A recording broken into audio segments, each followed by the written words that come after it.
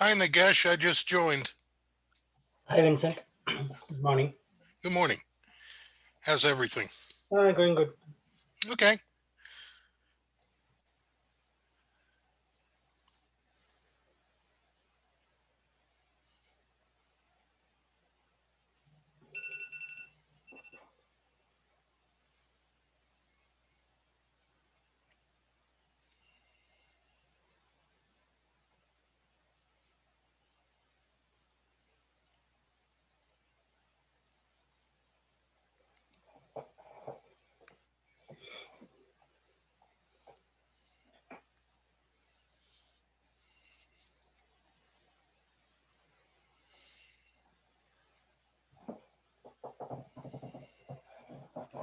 Good morning.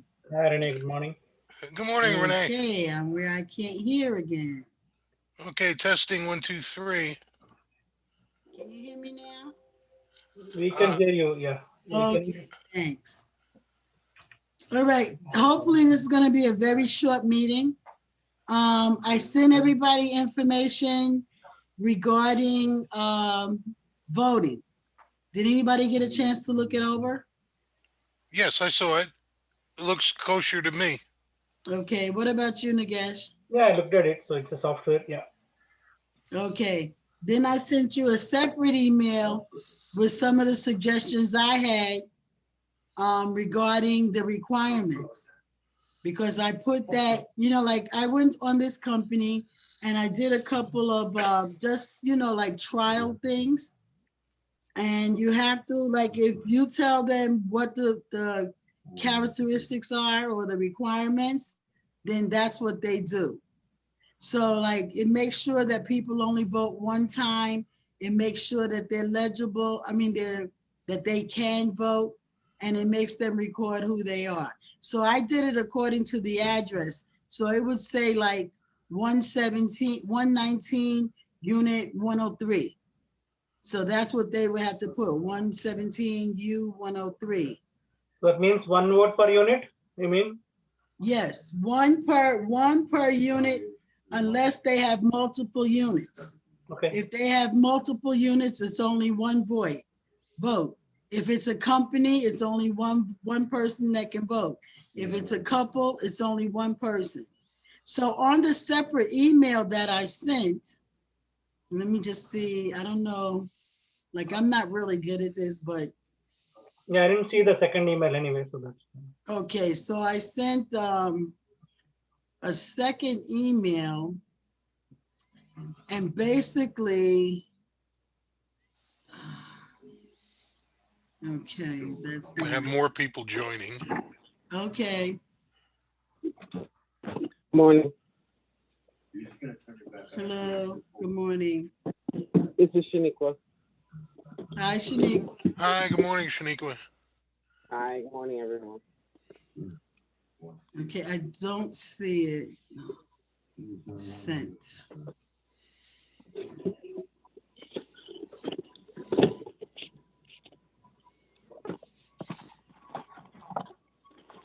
Okay, so it was, Renee, I'm trying to see if you, I don't know how to get to that page. which page? Did you get an email on, now where did you guys, here you go. An email that said like the criteria? Like I sent one email for people to check out the Simply Voting site, Simply Vote. Then I sent another email that says the requirements to be eligible to vote. So it'll say in that, it says that you can't be two people from one household, more than one person from a company. Did you see that email? The later one I did not get. I didn't Okay, either. and he didn't get it. So I wonder what happened to it. Okay, maybe it's in my Now, junk. Renee, you may want to send out. I know Nagesh had sent me. Well, he had sent a message in the WhatsApp group. What day was the meeting? Because you didn't have that in the email. I don't think. I think it just said that there was a Zoom meeting at 11 o'clock, but it didn't say what date. But because I had talked to you, that's why I knew. Okay, so, all right, so that was well, that was for today. I did try to call some people to see if they were, able. I know that I'm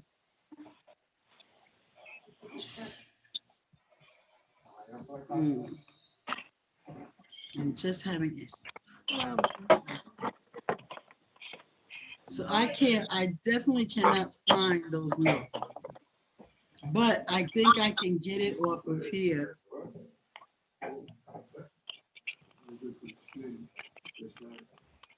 All right.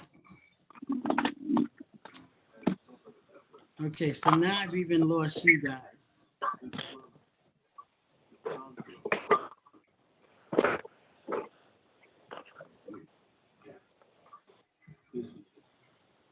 Okay. So she's here. Who's this connecting to audio? Oscar. I tried to make this small enough to keep you where I can see you.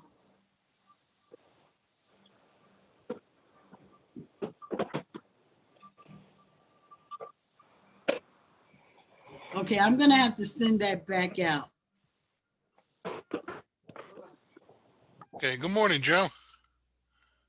Hey, good morning. Good morning. Good morning, good morning. Well, I can't find it. Somewhere it's lost. But it has to be the requirements. So the requirements I just told you are basically what I put on the, it's what I put on the criteria for someone to be able to vote. Okay. Are there any requirements that anyone can think of that I might have missed? I'm sorry, I didn't Are get we to see that. requiring? Right, like the meeting, it was, okay, like in there to vote, you have to let the company know the requirements for a person to be an elector or a voter. So Right. in the requirements, I put snowshoe, like one of them had to be a snowshoe owner. The other could be only one owner per unit, or one owner for a conglomerate of units, or one owner from a company. So it actually, if I could pull it up, if I could get it, I could tell you exactly what it says.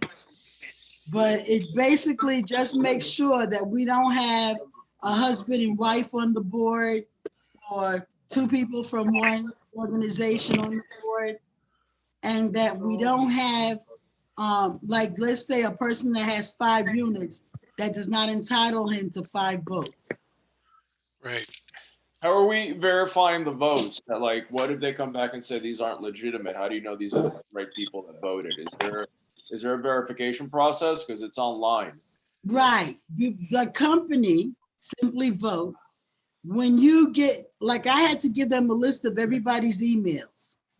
So only that person from that email will be able to vote. And they will have to vote, like when they register, it'll be between them and Simply Vote, and Simply Vote will assign them a number after they legitimize them. So what I put in, for example, it says Wildflower Real Estate 145 U 101. You understand? So when you get ready to vote, you will have to go in under Wildflower Real Estate LLC 145 Unit 103. So they'll give us a code then. Huh?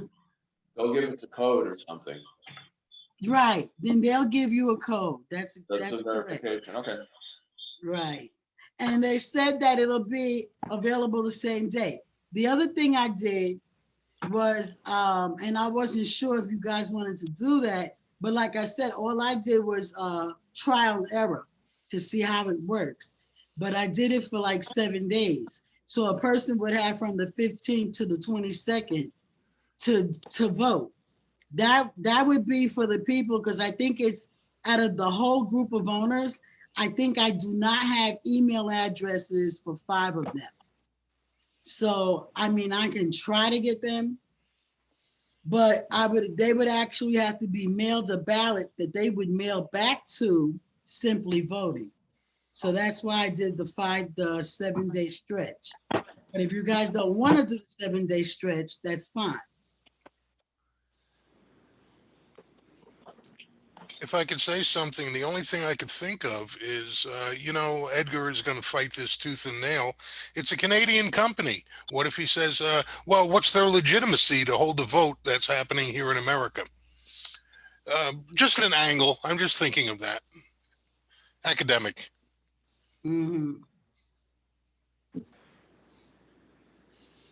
Well, I guess we can look for an American company. I don't see, I think the whole thing about the online is so that no one can say we messed with the ballots. Yeah.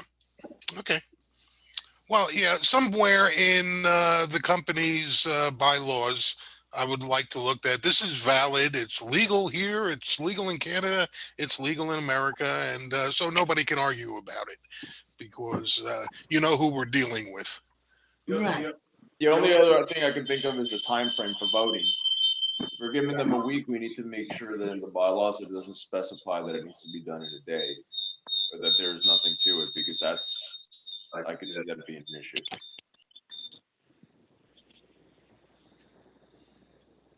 Okay. First of all, our bylaws, as I think you and I have discussed, or me and someone, they're outdated. They don't even include having Zoom meetings. They don't have a specific meeting. When those were constructed in 1987, there was no Zoom meetings.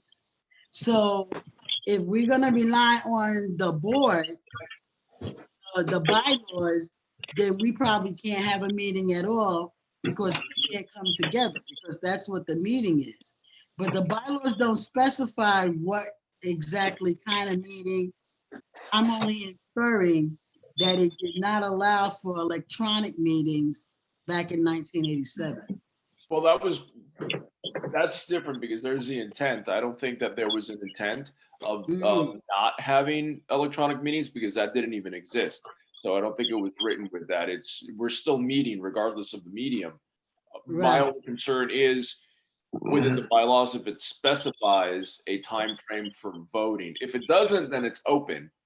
But if it does, then we just need to make sure that we fall within the time frame, because then the vote could be considered illegitimate. That's just the only concern. Okay, well, I mean, I understand that. We can all review the bylaws again.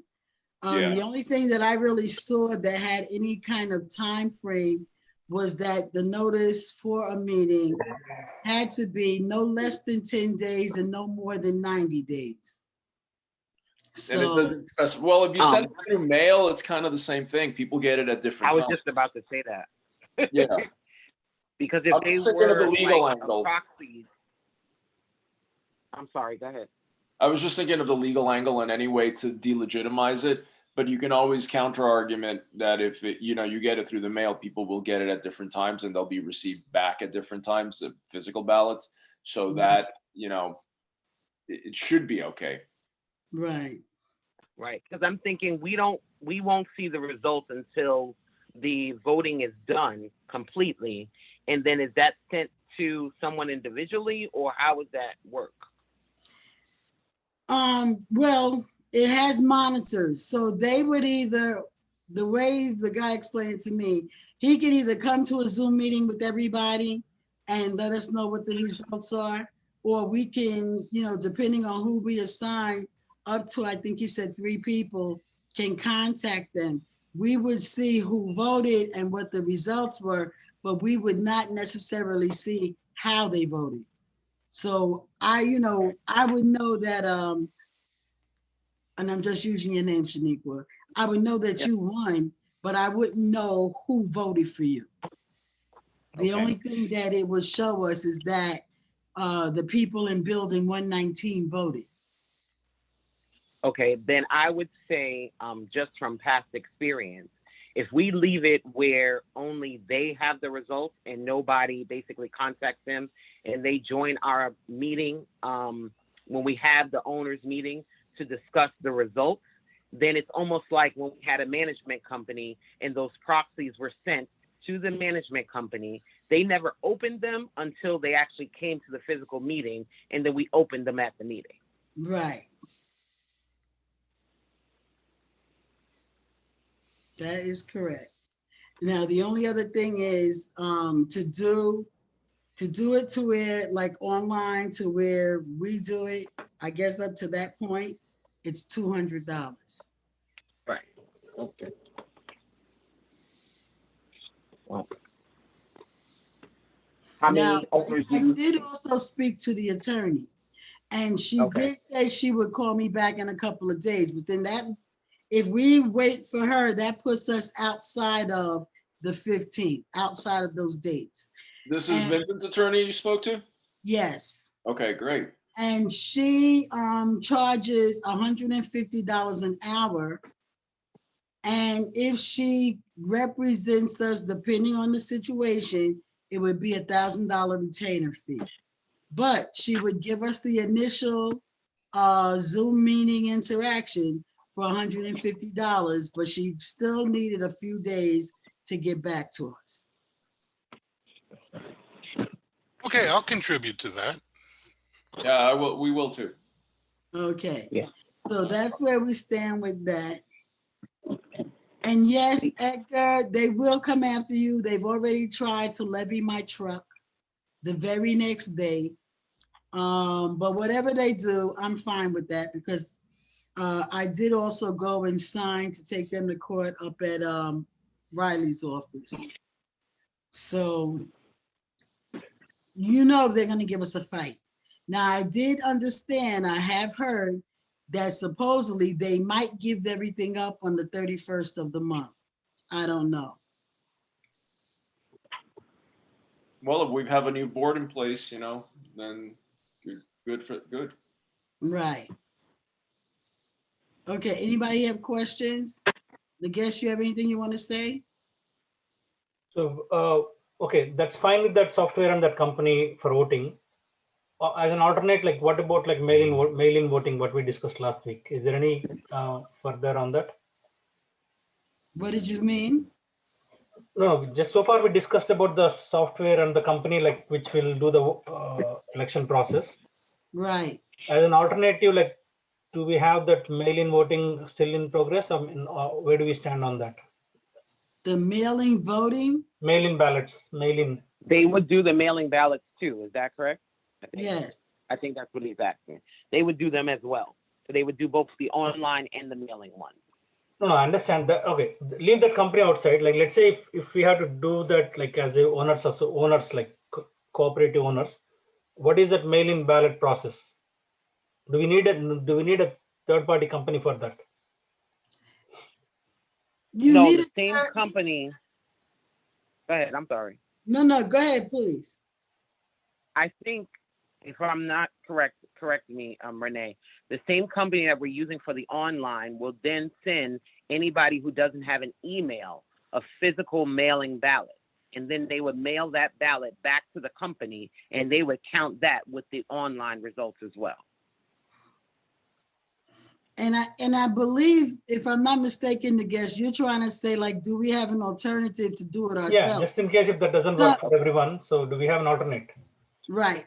I personally would not vote on an alternative that we do it ourselves, because then we've left ourselves open to them being able to say we cheated, we lied, or you know what I mean? It's like, if we do it personally, which is why I went and looked for a company, or like I said, we do it with the attorney, because then they can't say that anyone changed a ballot.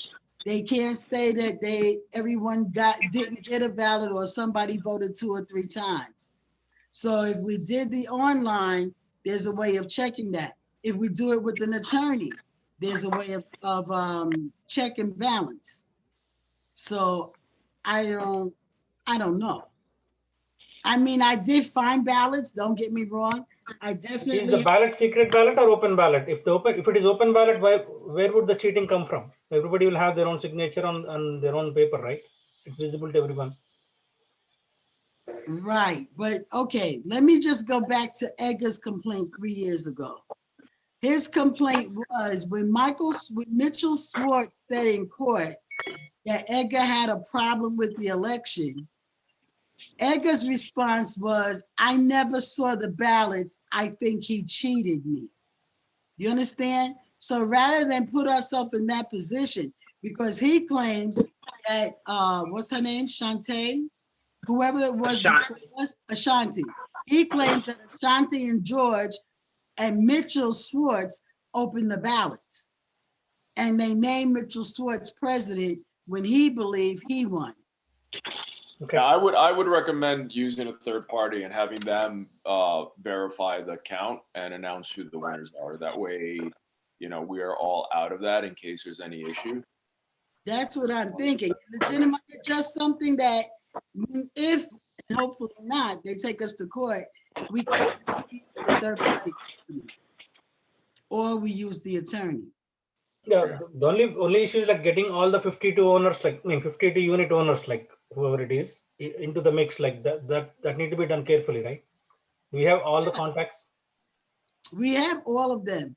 Okay. If there is somebody, in fact, if you look at the list, between the list that you gave me and the list I got from the taxes, and to put them together, I've even corrected it, the new owners, because there are some owners that, they're no longer with us.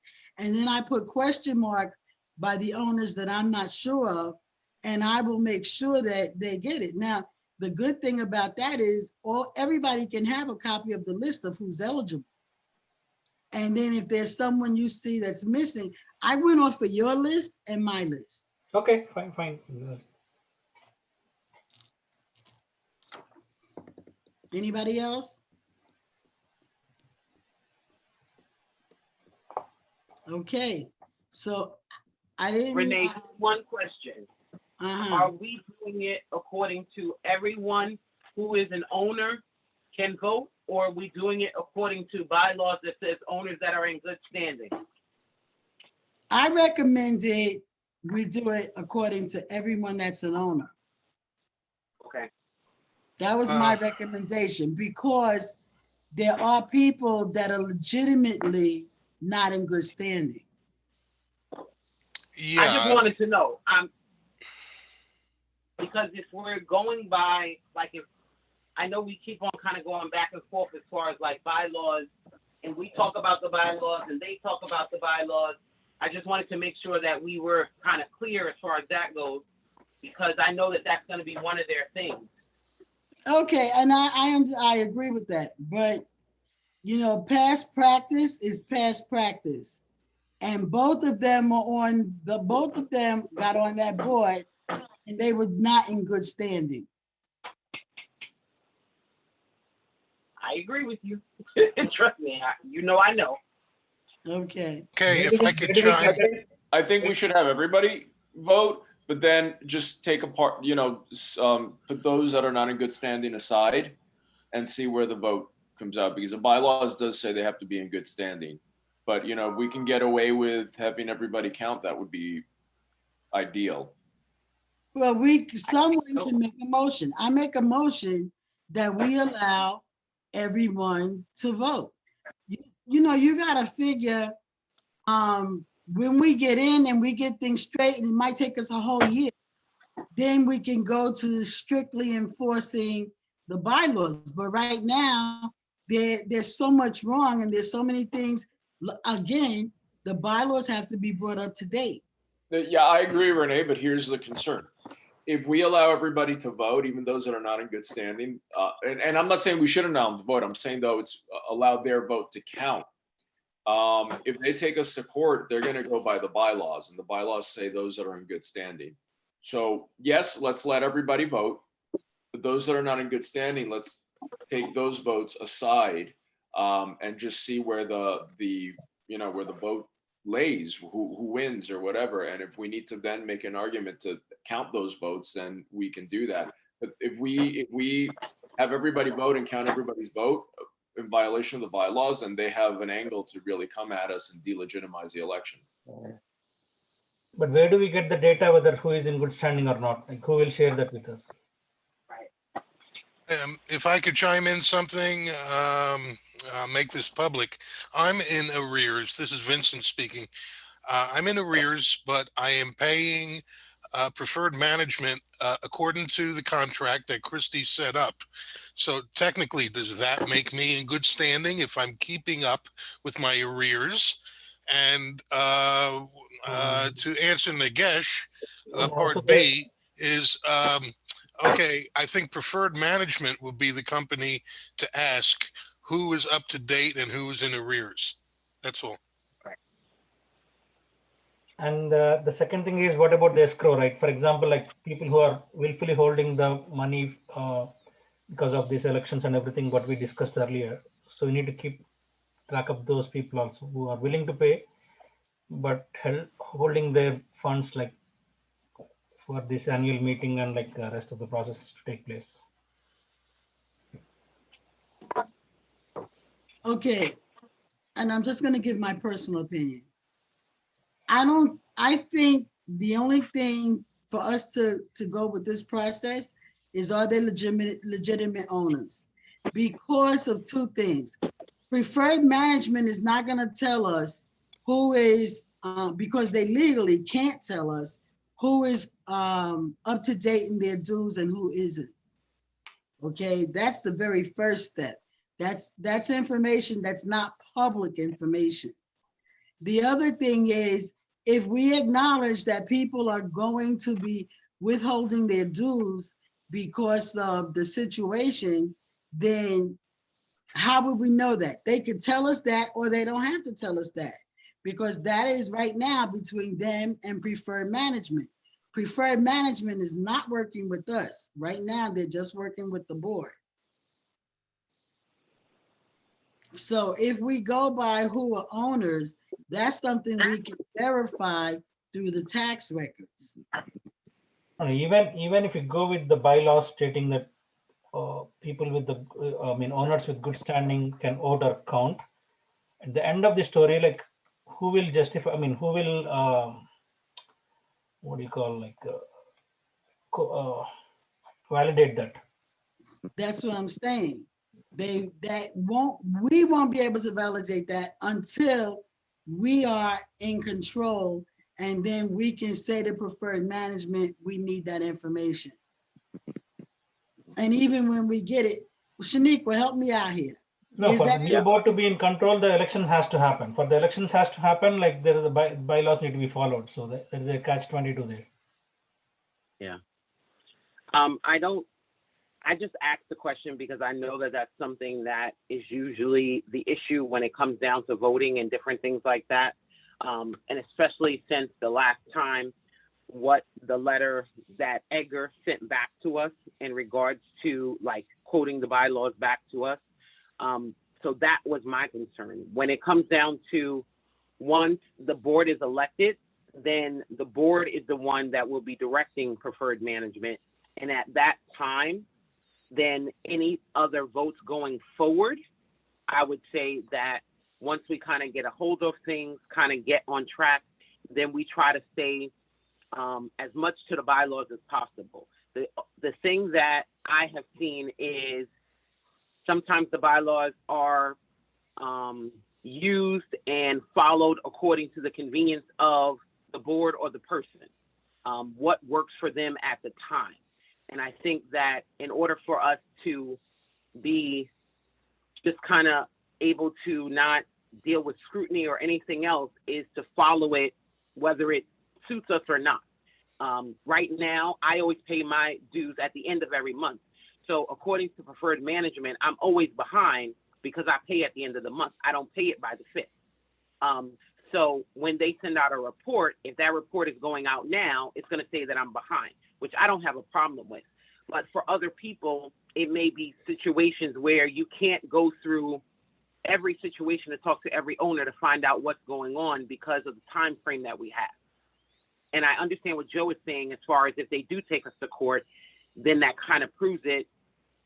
I don't know. For me, I'm kind of willing to say, okay, let's just take that chance, because if we get to court, then maybe we would have an opportunity to argue everything else as well. So, and there's all and past practice, trust me, holds very heavy when you go to court.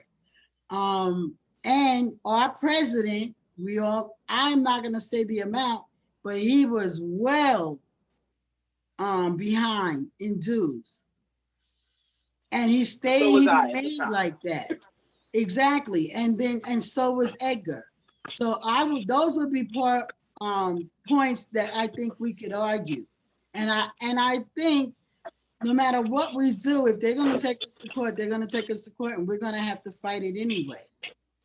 And I think that's an issue we can win, especially since there's really no way of verifying who is paid or not paid, unless we take the next 2 or 3 weeks and call everybody and ask them, can you give us proof that you've paid your dues? And my personal opinion is I don't think that that's something that we can do or should do. Joe, do you think from a legal standpoint, if we said that we're going to make a motion now that we're going to include all of the owners for the simple fact that it gives everyone a voice, that we could kind of argue that of why we did it in court? I think they're going to go by what the rules are.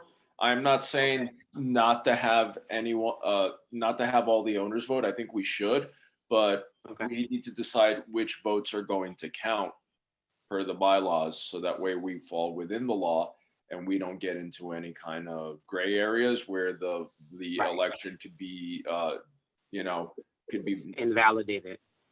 Yeah, invalidated. I think everybody should vote. We've got to get everyone's opinion on record. And then, after that, we're going to have to find a way to decide per the bylaws which votes are going to count and which aren't.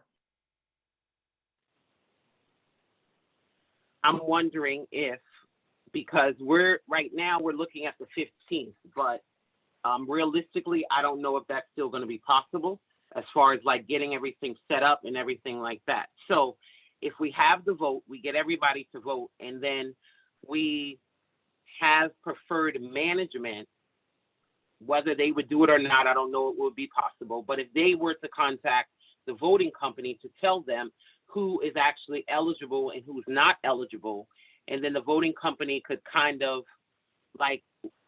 filter out their votes and then give us 2 results. Give us the results with just the people that are just eligible, and then give us the results for everyone. I think that would be, to me, the fairest, and it also would be a way for us to kind of stay above board with what we're doing. And I think that's right. That's the best way, because we have the results of both counts. And if both counts produce the same results, then we are in great territory. Right. Okay. There's just no way that they could try to invalidate that or negate it.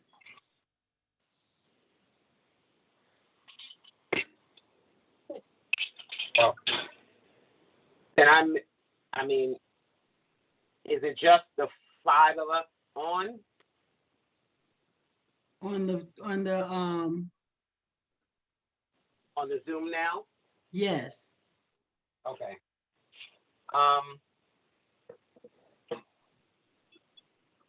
Do we think we have the votes to win?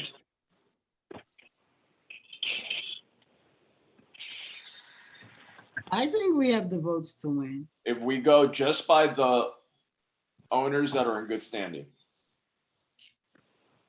Yes, if we go by the owners that they consider in good standing, you have the votes, but it excludes me. Okay. It excludes me because I did like the president did.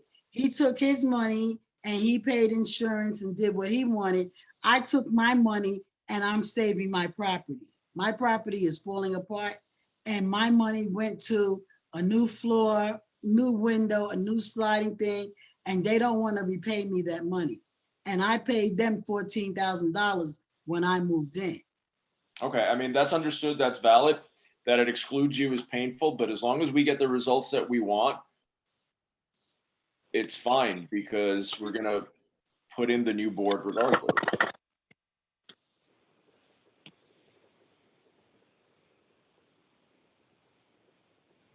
Then I guess the only next question would be, do we have enough people as far as to be on the board? Like, do we have 7 people right now? I don't know as far as like the emails going back and forth. I haven't seen, I know I saw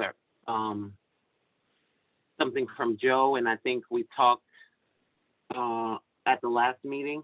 There was a couple of people.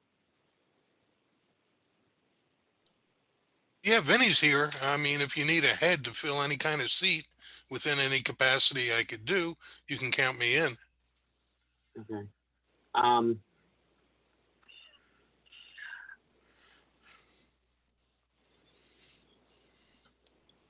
Nay. we have a president, we have a vice president, we have the treasurer, somebody. Yeah. Don't have a vice president. Because if it excludes me from voting, it excludes me from being on the board. Well, it's not going to exclude you from voting. You are going to vote. But we need to decide which votes are going to count and which ones they will accept. This is just a strategy to say that there's no way you can not accept the vote if the result is the same from all members in good standing and members in not in good standing. And then moving forward, we can redact those and change those bylaws immediately. You will still have your fight. But I understand what you're saying. Right now, we do have, if we include Lynn, and I would love to say, you know, that we don't want anybody from the old board. But if we include Lynn, we have 7 people. Okay. Vinny, I'm here. I'm not sure. I don't remember Vinny, because if I didn't put Vinny's name, then we could have Vinny instead of Lynn. Okay. All right, then we're awesome. Yeah. But I have Shantae said she would go on the board. Mike Amico said he would go on the board. Me, you, that's 4. Vinny would be 5. And I think Bodell's wife said she would go on the board. But she's one of the ones that they decided they would stop paying. They would stop paying the, how you call it? The dues. Dues. Mm-hmm. Okay. So Snowshoe condominium. Okay. So I guess our next step would be to do the contribution for getting this online voting. Right. Is that it? Yeah, if that's the way we're gonna go. And then I guess coming up with a date. Like, do we want to stay with the 15th to the 22nd? The only thing is if you mean as far as when the vote happens? Right. So we do the 15th through the 27th, then that means we're having the meeting on the 27th or having the meeting on the 28th or sometime after the voting is completed. Right. We could do right up to, because they said it would be available immediately. So it's not like we would have to wait another week for them to count. Right. We're talking about, honestly, we're talking about 32 people. Okay. By the time you take out all the multiple owners and break it down, it comes out to 32 people. And that was my other question. You have, like, again, with Natalia and his wife, they have 2 units, 3 units in their name and 2 units in a company name. So now, does that mean that, Technically, huh? go ahead. I'm sorry. So does that mean that they're getting a vote for the company and they're getting a vote for their name? Yes. Yeah. Yeah, there are two separate legal different entities. entities. Yeah, there are two different entities legally. Yeah. They're essentially two different people. Right.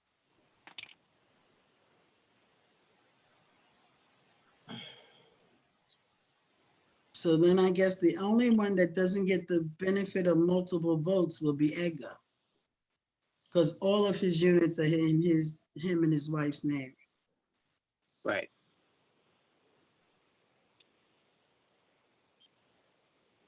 Now you also have Mid-County Resources. David Keller. David Keller has 3 companies. So are we giving him 3 votes? Yeah, if Yeah, the name is they're all different, entities. if the name is legally different on the deed, they will get a single vote because it's a legally different entity. Right. See, and that's what kind of shocks me, because the condominium association also has a thing about having multiple units just for this purpose. If you look at the Right. Condominium Association Act, you are not supposed to have multiple units so that you can't have more votes than the next person. So I am going to call the Condominium Association Act and try to just determine that, because it violates the purpose of No, the that's vote. irrespective of the condominium or anything, the company is different than an individual, right? The individual can be an individual. The company, they both are filing taxes differently. So it's completely different entity. So whether you treat it as like same people owning the company. Right, but that's not what the Condominium Act says. The Condominium Act particularly addresses multiple units so that the voting is not multiple. But So it's not like does it if address you the buy 5 ownership of the units, you have, units? huh? Does it address the ownership? It addresses ownership. Yes, it What does it addresses say? multiple. It addresses. Yeah, I gotta go back and get it, but we came across this from the beginning. It's the first problem we came across, is that a person wanted to have 5 votes or 4 votes or 3 votes, and the act specifically addresses the fact that they should only have 1 unit, and if they have more than 1 unit, it's only 1 vote.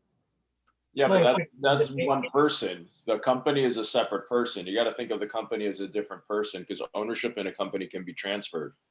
You control the company as the owner, but it's not you. It's a different legal entity. Right.